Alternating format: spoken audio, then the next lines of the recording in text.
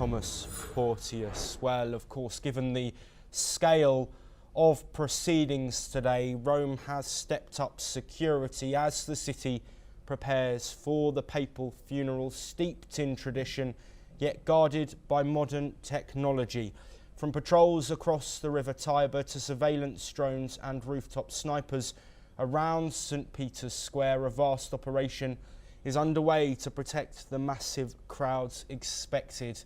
Authorities say the biggest challenge is managing the arrival of world leaders, all of course heading to the same location. Around 2,000 local officers are on duty, backed by thousands from national forces.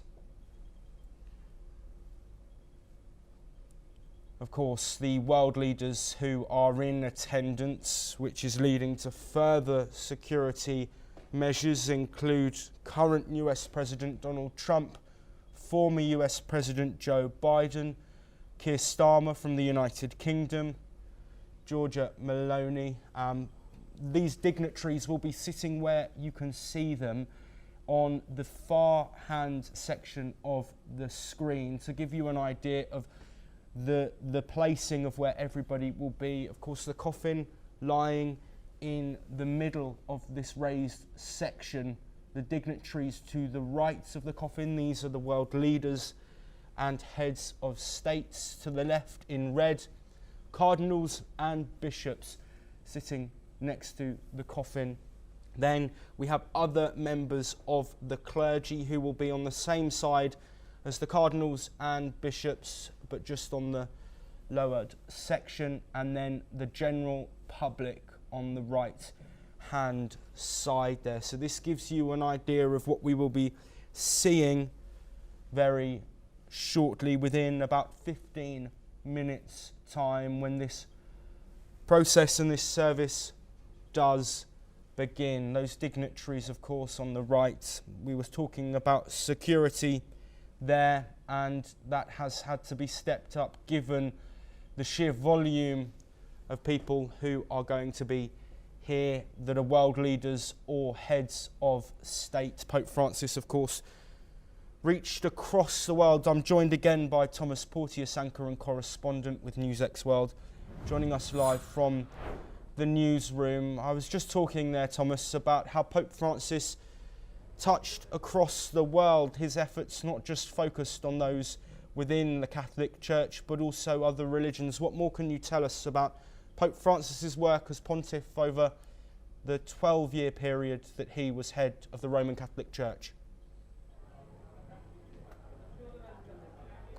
Yes, Josh. Well, obviously, Pope Francis was known for unity. Interfaith dialogue was a main part of his tenure as the head of the Catholic Church. He mainly focused on relations between Muslim into Christian, into Muslim and into Christian Judaism relations, focused on receiving all religious groups, and was very understanding, visited war zones, was outspoken about many world issues, conflicts in the Middle East, particularly the Gaza crisis that's going on right now. He was actually known to FaceTime on his phone the Christians in Gaza, a Christian church in Gaza, on most nights. That's what reports have said. So very vocal about certain political issues, obviously, and also a staunch advocate for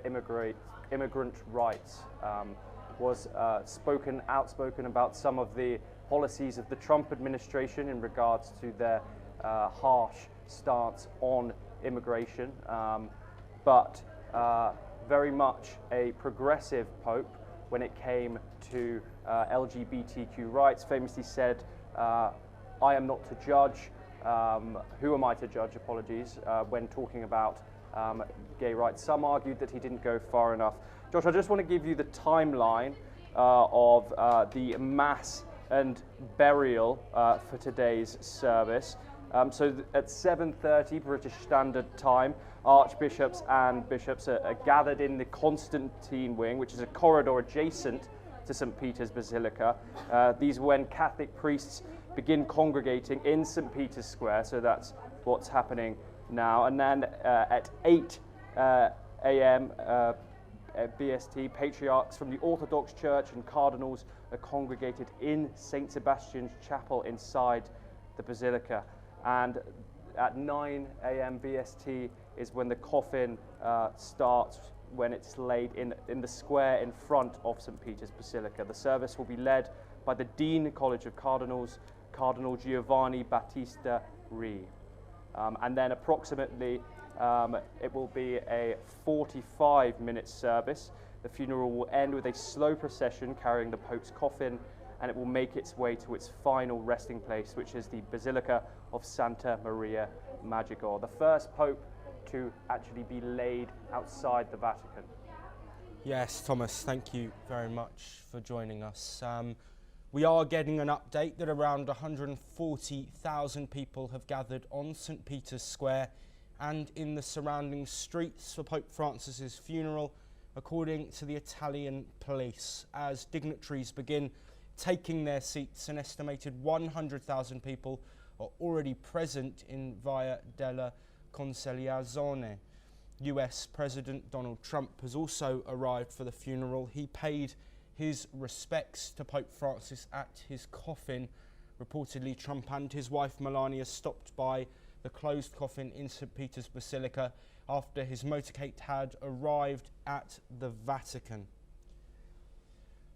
Of course, we are continuing to see visuals from the hundreds of thousands of people who will be taking part in this process, this period of mourning, this celebration of Pope Francis's life.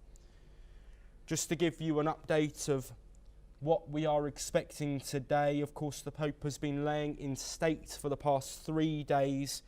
His coffin will soon be removed out to St. Peter's Square and be located just outside of the front doors. The funeral mass will be held outdoors with heads of state and tens of thousands of mourners expected to gather in the public square. The ceremony is beginning at 10 a.m. local time, and it is expected to last around an hour and a half. Then after the mass has ended, Francis's body will be transported to the Basilica of Santa Maria Maggiore in Rome for burial, and then this will see a 9-day mourning period beginning. Joining us once again is Thomas Porteous, our anchor and correspondent, live from the newsroom. Tom, what is the significance of these world leaders being present? Of course, we know now that Volodymyr Zelensky is present. Former and current US presidents Joe Biden and Donald Trump, Giorgia Meloni, Javier Milei, where Pope Francis is originally from in Argentina, but also heads of state as well. What more can you tell us?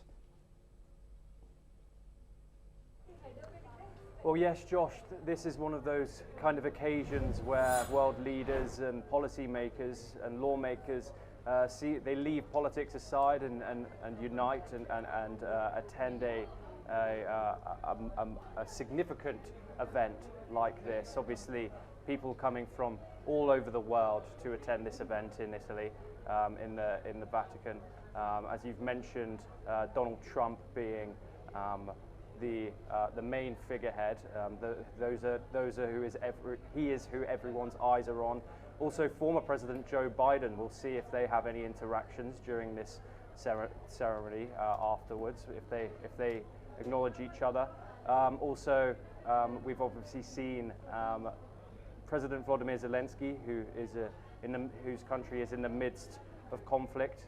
Just a strike on the Ukrainian president's home city, the largest strike this year, just a few days back, and there was fears that from himself that he wasn't going to make it to the funeral due to meetings that he had to attend in regard to the conflict. But he has made it. He's here, and he arrived in Rome just a couple of hours ago, and he's expected to be in attendance for the service. As you previously mentioned, Argentina's Javier Milei, who's there, who is from the Pope's hometown of Buenos Aires.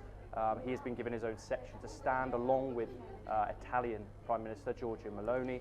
Thomas, I'm British sorry Prime to cut Minister you off. Keir We have had some updates coming in as world leaders